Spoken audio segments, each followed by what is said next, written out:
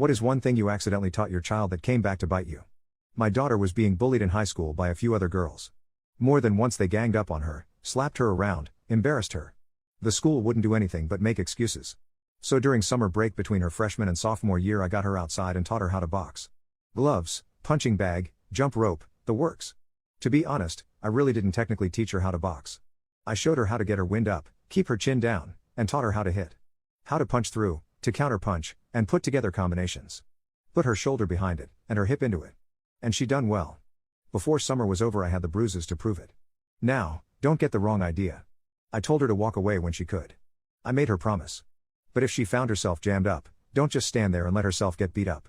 Well, once school started it was only a few weeks before the phone rang. They told me my daughter was all right. Then right away, off to the principal's office I went. The same 3 girls had jumped on her again in one of the bathrooms. When I got there the first thing I saw was 2 girls sitting in the outer office wearing bloody clothes. The secretary showed me right into the principal's office, and there sat my daughter without a scratch on her. The story was she whipped 2 of them and the 3rd girl ran away. So we got through all of that, warning about this, threats of suspension if it happens again, blah, blah.